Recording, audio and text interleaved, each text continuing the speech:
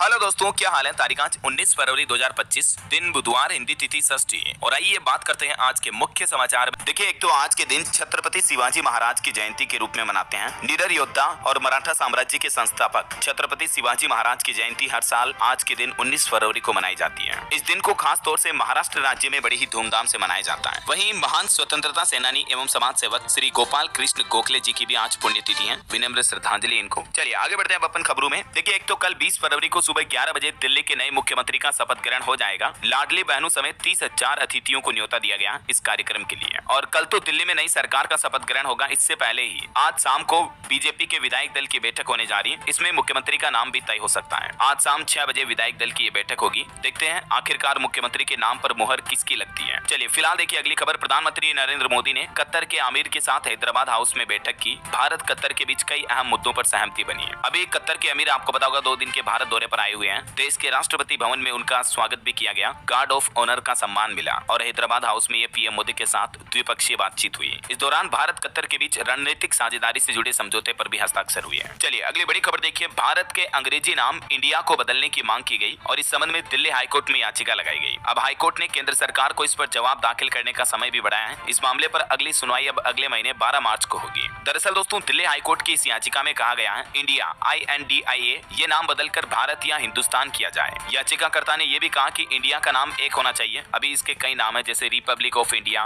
Bharat, India, Bharat गणराज्य वगैरह वगैरह। तो देखते हैं केंद्र सरकार इस मामले पर हाईकोर्ट में क्या जवाब दाखिल करती है और 12 मार्च को अगले महीने क्या सुनवाई में हाईकोर्ट का फैसला आता है, ये तो वक्त ही बताएगा। फिलहाल देखिए अगली खबर। महाकुंभ के लिए इमरजेंसी प्लान लागू हुआ क्योंकि अभी भीड़ बढ़ रही है। 12 किलोमीटर तक पैदल चल रही यात्री, तो गंगा पथ से भीड़ को डाइवर्ट किया जा रहा है। ये देखिए जरा कुछ तस्वीरें। रोड के साथ साथ गलियां भी फुल हो रही है और संगम में अब नावों का भी जाम लगा। 12 से 15 किलोमीटर तक पैदल चलकर लोग बाग पहुंच रहे हैं। तो इसलिए अब पूरे प्रयागराज शहर में ही गाड़ियों की एंट्री बंद कर दी गई है फिर से। और एक अच्छी खबर देखिए आप, महाकुंभ में आस्था और जलवायु परिवर्तन पर भी पहला सम्मेलन आयोजित हुआ। मुख्यमंत्री योगी आदित्यनाथ ने इसका उद्घाटन किया और इस दौरान उन्होंने एक बड़ी घोषणा भी की। कहा कि प्रयागराज में 12 करोड़ से बनेगा साहित्य तीर्थ क्षेत्र। इस फैसले को योगी सरकार ने मंजूरी दे दी है। इसके अलावा भी शंकरगढ़, कोराव नगर पंचायत में बारात कर और डिजिटल लाइब्रेरी बनाई जाएगी। वही खबर है, महाकुंभ में सनातन धर्म ध्वजा की फहराई पताका। 55 करोड़ के पार श्रद्धालुओं की संख्या पहुंच चुकी है। अब तक महाकुंभ में टोटल स्नान करने वाले भक्तगण इतने हो चुके हैं। कुछ और कुंभ से जुड़े अपडेट आपको आगे बताऊंगा। फिलहाल देखिए अगली बड़ी खबर। अवैध सट्टेबाजी से जुड़े विज्ञापनों पर लगाम लगाने के लिए ASCI और ऑनलाइन गेमिंग इंडस्ट्री के साथ एक पार्टनरशिप साझेदारी हुई है। भारतीय विज्ञापन मानक परिषद की तरफ से ये नया प्लान बनाया गया है ताकि ऑनलाइन सट्टेबाजी से जुड़े फ्रॉड वगैरह फेक विज्ञापन पर लगाम लगाई जा सके, है ना। चलिए खबर है, भारतीय रिजर्व बैंक RBI ने लॉन्च किया RB डेटा ऐप। 11,000 से भी ज्यादा भारत के आर्थिक आंकड़े अब आपको एक क्लिक पर मिल जाएंगे इस RB डेटा मोबाइल एप्लीकेशन के माध्यम से। चलिए अगली खबर देखिए। ज्ञानेश कुमार बनाए गए नए मुख्य चुनाव आयुक्त। विपक्ष से राहुल गांधी ने इनकी नियुक्ति का विरोध किया और बोले कि मामला सुप्रीम कोर्ट में है तो मीटिंग क्यों बुलाई गई। पीएम मोदी और गृह मंत्री द्वारा आधी रात को नए मुख्य चुनाव आयुक्त की नियुक्ति का फैसला लेना अपमानजनक है, ये कहना है राहुल गांधी का। वैसे अभी जो ये नए मुख्य चुनाव आयुक्त बनाए गए हैं ये 2029 तक अपनी जिम्मेदारी संभालेंगे। ज्ञानेश कुमार नए कानून के तहत नियुक्त होने वाले पहले मुख्य निर्वाचन आयुक्त घोषित हो चुके हैं। चलिए खबर है, केंद्र सरकार ने 3 राज्यों में ग्रामीण स्थानीय निकायों के लिए 15वें वित्त आयोग का अनुदान भी जारी किया। पंजाब, उत्तराखंड और छत्तीसगढ़ में ये 2024-25 के दौरान 15वें वित्त आयोग का अनुदान जारी किया गया, जिसके कुछ आंकड़े भी आप देख सकते हैं स्क्रीन पर। वही देखिए बड़ी खबर, झारखंड राज्य में गुटखा और पान मसाला पर पूर्ण प्रतिबंध लग चुका है। अगले 1 साल तक पूरे राज्य में इन चीजों पर बैन रहेगा। झारखंड की हेमंत सोरेन सरकार की तरफ से ये बड़ा फैसला लिया गया है और झारखंड राज्य के स्वास्थ्य विभाग ने इस संबंध में नोटिफिकेशन भी जारी कर दिया है। वैसे झारखंड सरकार की कैबिनेट बैठक हुई और इसमें कुल 12 प्रस्तावों पर मुहर लगी है। आगे मैं आपको बताऊंगा क्या क्या बड़े फैसले लिए गए।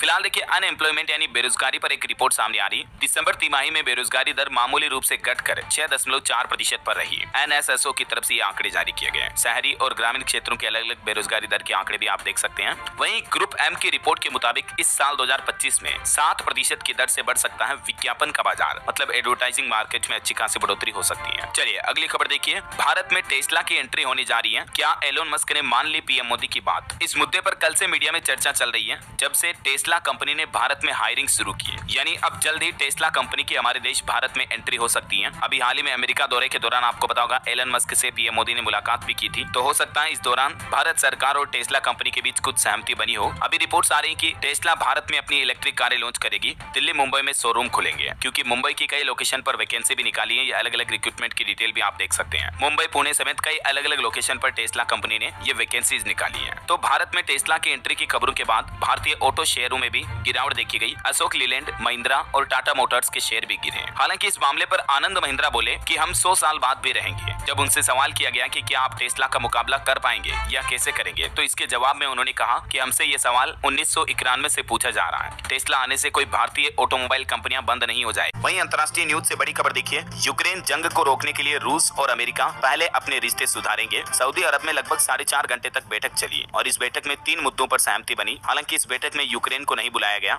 लेकिन हमें उम्मीद है कि अब जल्द ही रूस यूक्रेन युद्ध खत्म होने की ओर अग्रसर है। और एक बड़ी चौंकाने वाली रिपोर्ट देखिए दोस्तों, बांग्लादेश में जो पिछले 5 महीनों से हिंसा चल रही है उसमें 32 हिंदुओं की जान गई। 13 से ज्यादा लड़कियों महिलाओं के साथ रेप भी हुआ। मंदिरों पर हमले की भी 133 घटनाएं सामने आई। अल्पसंख्यक संगठन की तरफ से ये रिपोर्ट जारी की गई और इसमें ये दावा किया गया है। वैसे बांग्लादेश की जो प्रधानमंत्री शेख हसीना अभी हमारे भारत में रह रही, उनको लेकर भी एक सर्वे किया गया जिसमें चौंकाने वाला खुलासा सामने आया कि भारत के 50% लोग शेख हसीना के यहाँ रहने से नाराज हैं। 21% लोगों का तो ये कहना है कि हसीना को वापस बांग्लादेश भेज दिया जाए। चलिए अगली बड़ी अच्छी खबर देखिए, बंगाल की खाड़ी पर वर्टिकल सी रेल ब्रिज बनकर तैयार हुआ। अब ट्रेन से जल्दी आप रामेश्वर धाम भी पहुंच पाएंगे। पंबन द्वीप पर स्थित रामेश्वर धाम को जोड़ने मंडपम से बनाए गए वर्टिकल रेल पुल को भविष्य की आवश्यकताओं को ध्यान में रखकर निर्मित किया गया है और ये देश का ऐसा पहला पुल है, न सिर्फ देश का बल्कि दोस्तों पूरे एशिया का ये पहला पुल है जो भारत ने कर दिखाया है। इस पुल की खास बात यह है कि जब इसके नीचे से शिप यानी बड़े जहाज निकलेंगे तब ये 72 फीट तक ऊपर उड़ जाएगा, इसका एक हिस्सा, समझ रहे हो मतलब। चलिए अगली खबर देखिए, रिलायंस जियो ने पेश किया जियो टेल ओएस, जो कि भारत का नया स्मार्ट टीवी ऑपरेटिंग सिस्टम है। जैसे अभी जो स्मार्ट टीवी आते हैं एंड्रॉइड ऑपरेटिंग सिस्टम के आते हैं, तो जियो ने टीवी के लिए अपना खुद का नया ऑपरेटिंग सिस्टम लॉन्च किया है। और खबर देखिए, यूट्यूबर रणवीर इलाहाबादिया और उनके सहयोगी अगले आदेश तक कोई भी अन्य शो प्रसारित नहीं कर पाएंगे। सुप्रीम कोर्ट ने उनकी अभद्र टिप्पणी पर फटकार लगाते हुए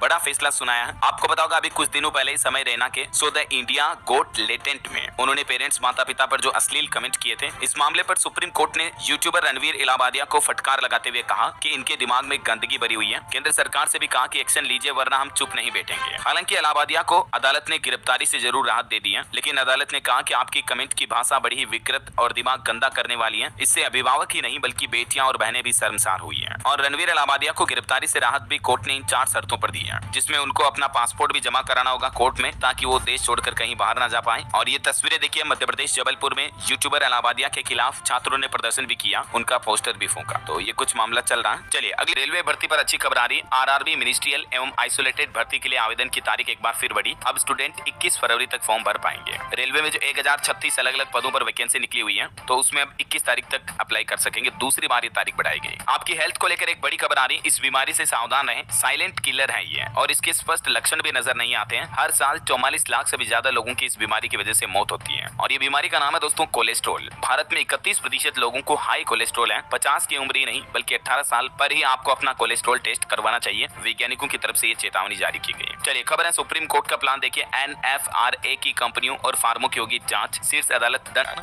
और खबर देखिए, राशन कार्ड धारकों के लिए बुरी खबर, अब मार्च महीने से ही नहीं मिलेगा राशन क्योंकि ई-KYC करने वाला पोर्टल भी बंद हो चुका है। यूपी सरकार की तरफ से नोटिस जारी किया गया। और मध्य प्रदेश में देखिए दोस्तों 10 लाख नए आवास बनाए जाएंगे। पीएम आवास योजना के तहत 50,000 करोड़ का निवेश भी होगा। एमपी में रहने वाले लोगों के लिए खुशखबरी है, मध्य प्रदेश सरकार का प्लान है। हरियाणा राज्य में भी महिलाओं का इंतजार खत्म हुआ। मुख्यमंत्री नायब सिंह सैनी बोले कि इस तारीख से खाते में आने लगेंगे हर महीने 2121 रुपए। उन्होंने कहा कि इस योजना को आगामी वित्त वर्ष से लागू कर दिया जाएगा, मतलब अप्रैल के बाद से ही हरियाणा की महिलाओं को भी इस योजना का लाभ मिलना शुरू हो जाएगा। वहीं झारखंड में भी देखिए एक साथ 6 नए सरकारी पोर्टल लॉन्च किए झारखंड सरकार ने। छात्रों और शिक्षकों को कई नई सुविधाएं भी मिलेगी। मुख्यमंत्री हेमंत सोरेन सरकार की तरफ से अलग अलग कामों के लिए नए पोर्टल जारी किए गए हैं। अब ये सभी पोर्टल के नाम और डिटेल्स क्या है, ये कंप्लीट लिस्ट आप देख सकते हैं स्क्रीन पर। और इसके अलावा मैंने आपको बताया था ना शुरुआत में कि झारखंड सरकार ने कैबिनेट बैठक में टोटल 12 प्रस्तावों पर मुहर लगाई है। राज्य कर्मचारियों को भी हेमंत सोरेन सरकार ने बड़ी खुशखबरी दी है। तो ये रहे वो झारखंड सरकार के कैबिनेट बैठक के कुछ अन्य फैसले भी। और सरकारी कर्मचारियों के लिए अच्छी खबर तो ये है कि डीए और डीआर में बढ़ोतरी समेत 12 प्रस्तावों को मंजूरी मिली है। 1 जुलाई 2024 से ही लागू माना जाएगा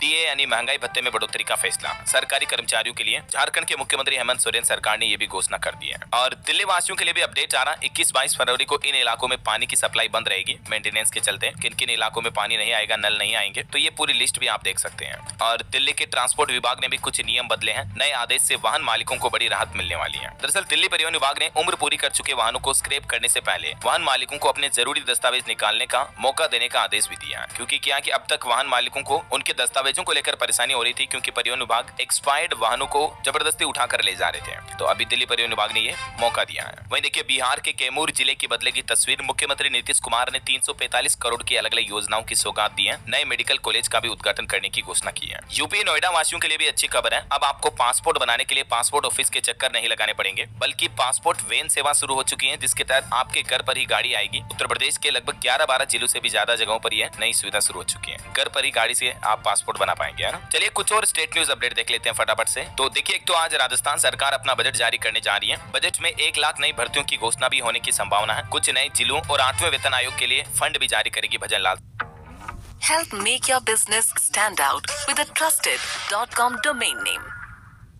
लाल सरकार पानी के लिए 10 लाख नए कनेक्शन की भी घोषणा हो सकती है। राजस्थान की वित्त मंत्री दिया कुमारी आज बुधवार को राज्य का बजट जारी करेगी। देखते हैं इसमें क्या क्या घोषणाएं की जाती हैं। मैं आपको दिन में अलग से कंप्लीट सेपरेट वीडियो में बता दूंगा कि आज राजस्थान बजट के क्या क्या हाईलाइट्स रहे हैं। और वह देखिए, राजस्थान राज्य में देश के अलग अलग राज्यों के मंत्रियों का सम्मेलन हुआ। केंद्रीय मंत्री पाटिल बोले कि पानी के लिए तीसरा विश्व युद्ध हुआ तो भारत इसमें शामिल नहीं होगा। और खबर है, राजस्थान में एक साथ होंगे सभी 305 निकायों के चुनाव। यूडीएच मंत्री बोले कि 1 स्टेट 1 इलेक्शन के आधार पर चुनाव करवाएंगे। और खबर देखिए, राजस्थान में माइनिंग प्री समिट एमओयू प्रगति समीक्षा की बैठक भी हुई। 30,000 करोड़ के एमओयू पर काम शुरू हुआ। किसानों के लिए भी अच्छी खबर है, एमएसपी पर खरीद की गारंटी की मांग की जा रही है। किसान संगठनों ने कहा कि राजस्थान में 4 फसलों पर 2000 करोड़ का नुकसान हो रहा है, तो राजस्थान के किसानों ने एमएसपी कानून बनाने की भी मांग की है। तो उम्मीद है दोस्तों, आज जो बजट आएगा इसमें राजस्थान सरकार किसानों के लिए भी कुछ अच्छी घोषणाएं कर सकती है, एमएसपी वगैरह बढ़ाने को लेकर, है ना। और देखिए, जैसलमेर में लॉन्च हुआ नक्शा पायलट प्रोजेक्ट, केंद्रीय मंत्री शिवराज सिंह चौहान ने इसकी लॉन्चिंग की। वहीं दिव्यांग जनों के लिए भी राजस्थान राज्य में विशेष आयोजन शुरू होने जा रहा। 19 फरवरी से शुरू होंगे ऑनलाइन प्रमाण पत्र बनाने के शिविर भी अलग अलग जिलों में। और खबर देखिए, हरियाणा के खाटू श्याम भक्तों को भी रेलवे ने बड़ी सौगात दी है। 2 स्पेशल ट्रेनों का संचालन होगा। रेवाड़ी रोहतक और रिंगस के बीच चलेगी ये ट्रेनें।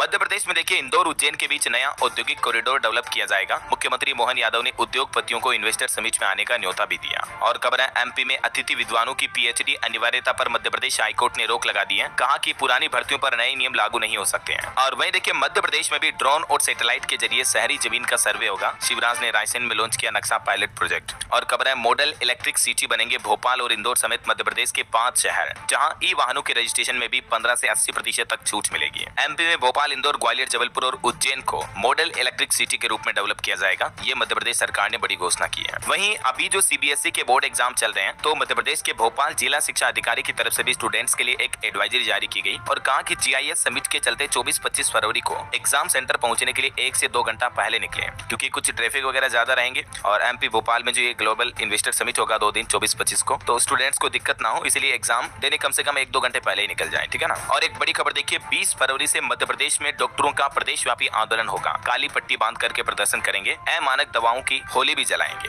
डॉक्टर अपनी कुछ मांगों को लेकर विरोध प्रदर्शन करने जा रहे हैं। ये पूरी लिस्ट भी आप देख सकते हैं, मध्य प्रदेश राज्य में डॉक्टरों की क्या क्या मांगे हैं सरकार से। चलिए, छत्तीसगढ़ हाईकोर्ट का एक और बड़ा फैसला देखिए, एमबीबीएस पीजी एडमिशन में गड़बड़ी मिली तो अब काउंसलिंग पर रोक लगा दी है। हाईकोर्ट ने कहा कि समान परिस्थिति वाले सभी छात्रों पर यह आदेश लागू होगा। वहीं छत्तीसगढ़ में भी 22 फरवरी को होगी विष्णुदेव साय की कैबिनेट बैठक। मुख्यमंत्री ने सभी मंत्रियों को रायपुर पहुंचने को कहा। और यूपी में देखिए, वाराणसी नगर निगम का 1463 करोड़ का बजट पारित हुआ। कार्यकारिणी बैठक में गृह कर वसूली का लक्ष्य 110 करोड़ रखा गया। और यूपी गोरखपुर में ई रिक्शा संचालन के भी नए नियम लागू हुए। अब अपने ही थाना क्षेत्र में चला सकेंगे ई रिक्शा। चलिए खबर देखिए, पंजाब के बिजली विभाग में वैकेंसी निकली है। 2500 पदों पर भर्ती होगी। नोटिफिकेशन भी जारी हुआ। असिस्टेंट लाइनमैन के लिए महिलाएं भी इस बार अप्लाई कर पाएंगी। 21 फरवरी से 13 मार्च तक के लिए आवेदन कर पाएंगे इच्छुक उम्मीदवार। वहीं खबर है, पंजाब अमृतसर में आईलेट्स कोचिंग सेंटर का लाइसेंस रद्द हुआ। अमेरिका के डिपोर्टेशन अभियान के बाद सख्ती बढ़ती गई। और पंजाब हरियाणा हाईकोर्ट ने अवैध इमिग्रेशन रोकने के भी आदेश दिए। फर्जी ट्रेवल एजेंटों के खिलाफ सख्ती बढ़ती जाए। 30 दिनों में निर्णय लेने को कहा है पंजाब सरकार से।